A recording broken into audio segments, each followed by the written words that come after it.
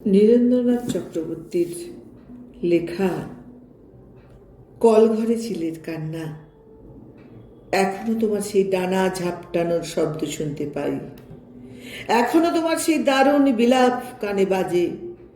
গগন বিহারী চিল, খরদীপ্র দুপুর বেলায় তুমি এক আকাশের থেকে অন্য আকাশের দিকে তেজস্বী ও স্বভাবত সঙ্গীহীন সম্রাটের মতো সহজ উল্লাসে বাতাসে সাঁতার কেটে চলেছিলে।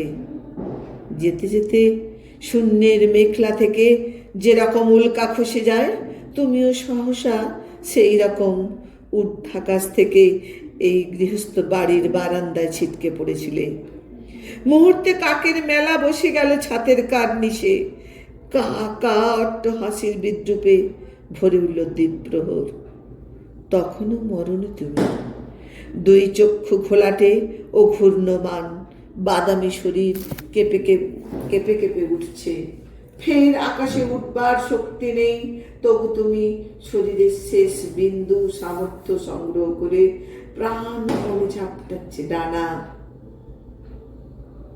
কখনো বা বাঁকিয়ে উদ্ধত গ্রীবা ঘৃণা ভরে দেখে নিচ্ছ অদূরে অপেক্ষমান শত্রুদের।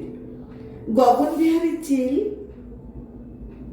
যারা উঠতে পারে না, আর পারে না বলেই যারা পৃথিবীর ভাগাড়ে ও আস্থা করে কাপুরুষ মস্তানের মতো দঙ্গল পাকিয়ে ঘুরে বেড়ায়, তাদের হাতে কি কখনো আমি ঊর্ধ্বচারী মানুষের লাঞ্ছনা দেখিনি?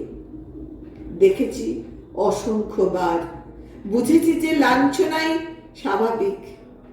এমনকি লাঞ্ছনার নিগ্রহের ফলে মানুষের দ্বিতীয় মহিমা আরো বেড়ে যায়।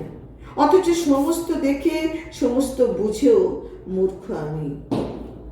দলবদ্ধ কাগের গুন্ডামি থেকে তোমাকে বাঁচাতে গিয়েছিল।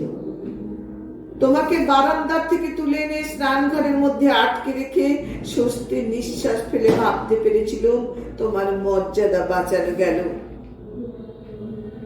এখন বুঝতে পারি বস্তুত তোমাকে এক বিদ্রুপের পর থেকে আরো কুড়ো, আরো ভয়ঙ্কর বিদ্রুপের ভিতরে নিক্ষেপ করেছিলুম সেদিন গগন বিহারী চিল।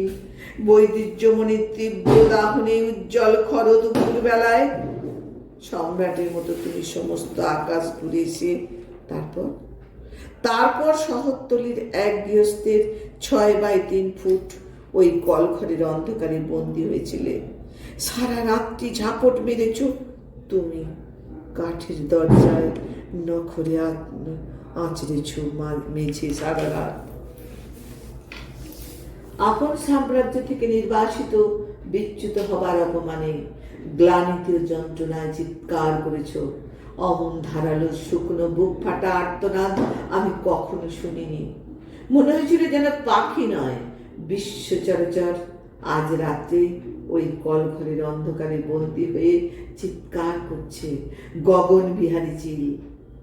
সকালে তোমাকে আমি মুক্তি দেব বলে দরজা খুলে যখন দেখলাম মেঝের উপর তুমি স্থির ও নিঃশব্দ হয়ে পড়ে আছো, তখন আবার মনে হয়েছিল তুমি পাখি নও, তুমি অফুরন্ত আকাশের প্রাণমূর্তি।